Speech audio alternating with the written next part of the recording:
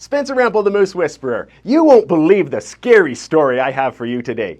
It includes me, but this time I'm going to let the story be told by the other main character, my friend, co-hunting guide, and master storyteller, Nathan Adrian. So as usual, let's get right into it. This story is one from my youth. Just to introduce myself, I should say I'm Nathan Adrian. Me and Spence have been buddies for a lot of years and hunted together a lot. And he wanted me to tell this story. So this takes me back to my youth. I was, I don't know, about 21, 22 years old, and it was getting late in the season. I remember Spence was needing meat for the family. He was already married and probably had a kid or two, and I was a young single fella. I knew some good spots to go hunting, so me and Spence, we decided we'd go out on my brother's property and see if we couldn't find a whitetail that night. Now I was planning on taking the black powder because if it was anything further, Spence would have it, and if we ran into something close, I wouldn't mind getting it with the black powder. So at the last moment though, I just didn't feel comfortable. I grabbed my big rifle. So anyway, we went out, drove onto my brother's property, a little back road, and got out, and it was absolutely perfect. It was a cool evening, kind of wet and heavy. We'd just gotten a fresh snowfall, and there was about an inch or two of snow on the ground. And it just couldn't be better. We were a little late in the evening, but we still had probably, half an hour to 45 minutes, and this property is just loaded with deer. Like, if you go out there and you don't see something, you ain't looking. But anyhow, me and Spence, we started walking down that road slow and going along. I was leading, and we just checking out, you know how you go. Take a couple of steps and have a look around, listen, take a few more. As we went along, we came across a nice little spot where we could see about 100, 150 yards. And about that time, a bear walked out in front of us. Now this bear was as black as the ace of spades, standing about 30 or 40 yards away from us. I whispered to Spence, I said, "Hey, you got a black bear tag." I said, "Smack that bear." And I saw him bring up his rifle, and he said, "Holy," he says, "it's a Grizz." Now, I've never seen a Grizz that black before. I've seen a lot of bears in my time. This is the Kootenays. We got them in our yards all the time. This bear was as black as I've ever seen. Anyhow, Spence says, it's a Grizz, and just about the time he saw it, two cubs walked out in front of her. Well, being smart at that point, we stayed quiet, just watched. And that bear slowly meandered her way down the road away from us, eating grass and picking her way along. About, she probably went about 30 yards or so, and she turned into the creek which met the road at that point. Now, we could hear her splashing in the creek and making noise. It was a real late redfish run that late year. The kokanee were in the creek still, and she was catching kokanee. We listened to her as she slowly got further and further away. At that point, the creek goes away from the road at a long angle, so that she had, probably 100, 150 yards of creek that went on a long angle away from the road. So we listened until we couldn't hear her anymore. And, that was it to the whitetail hunting. It was probably time to get out of there, but we thought, we'd walk up and just take a look at the tracks and see how big she was and the cubs. And one of them things, you judge bears by their tracks. So we calmly walked up and had a look at the tracks. And it was time to get out of there, but we made a mistake at that point, a huge mistake. You see, they always tell you, when you're in bear country, make lots of noise. Bears know you're around, they avoid you. So I said, Spence, I think I should probably make a little noise, just let her know we're in the country, and that way we won't have any problems. So I yelled, and I got a loud voice. And I yelled loud, real loud, 4 times. And at that point I could hear running in the creek, and I turned and looked at Spence and said, "Yeah, I can hear her. She's running straight away from us." And when I turned back, she was coming around the tree. Now, if you've ever seen an angry grizzly at 30 yards, it'll really make you want to turn and run. You can't explain it. I've faced bears at greater distances, but this made me want to turn and run. That bear took one look in my eyes and charged. Now, when she popped her head around that tree, both cubs popped their heads around too.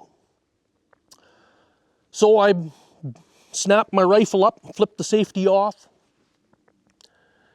took 3 steps back, and she came hard.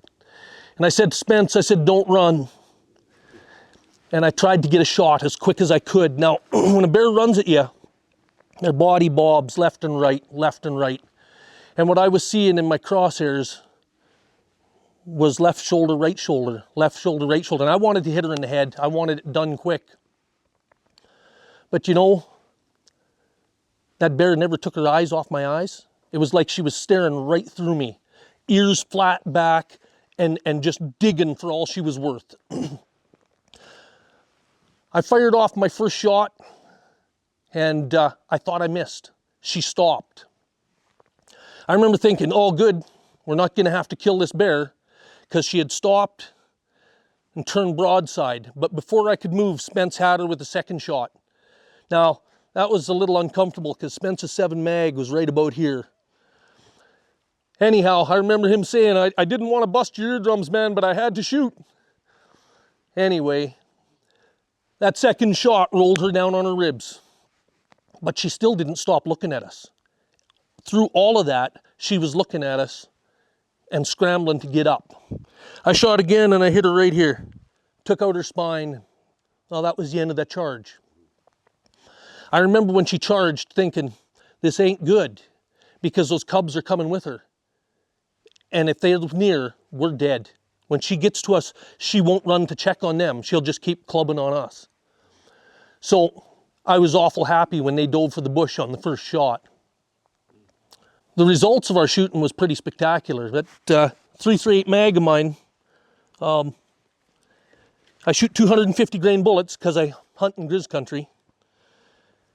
And that shot broke her front shoulder, right front shoulder, picked her front end off the ground, and turned her broadside. Spence's 7 mil, I don't know what grain he was shooting, but he hit her in the left front shoulder, broke that shoulder, and flopped her on her side. The charge probably took a second and a half. She had covered 18 yards. She was only 12 yards from us. 12 short paces. I'll tell you this, phoning the CO and telling them we'd shot a grizz out of season was almost as scary as facing that bear. The next day, CO showed up, interviewed me, took my story. Then he took it a second time. Then we went to a cabin they had there and he wrote it down. Then I had to sign it. Then we walked through it, and I told him as we walked through it, police officer showed up to go with, and my brother-in-law was there, and the police officer had this little .38 special they packed at that time. He was walking along with his hand on his gun. My brother-in-law looked at him and said, "What are you going to do with that?" Cop said, "Nothing, but it makes me feel better." Anyway, we got in there, and the CO checked things out, and we were cleared. We weren't charged at all. They waited 2 weeks to talk to Spence, make sure the story hadn't changed at all. But that's probably the most exciting second and a half of my life. Friggin' well said. Well said. That's exactly right. I don't think I'll add anything to it, but if I was telling Nathan just before we started, to this day, if I close my eyes and think about it, I can see that sow grizzly coming over that bank. There's a bank there down to the creek, right? Yep. And they don't run like this. They come over because I can see it like it's slow motion. Can you see it in slow motion too? It's in slow motion. I can see it in slow motion. If you come over and it's just like this. And like Nathan said, her eyes never left, looking dead straight in our eyes. Right, just dead straight at us. Even when she was running, shot, everything, she's still just staring dead straight at us. Man, was my heart pounding. Aged more in that few minutes than I did in the previous 20-some years. I had black hair before that. I'm not kidding. I had hair.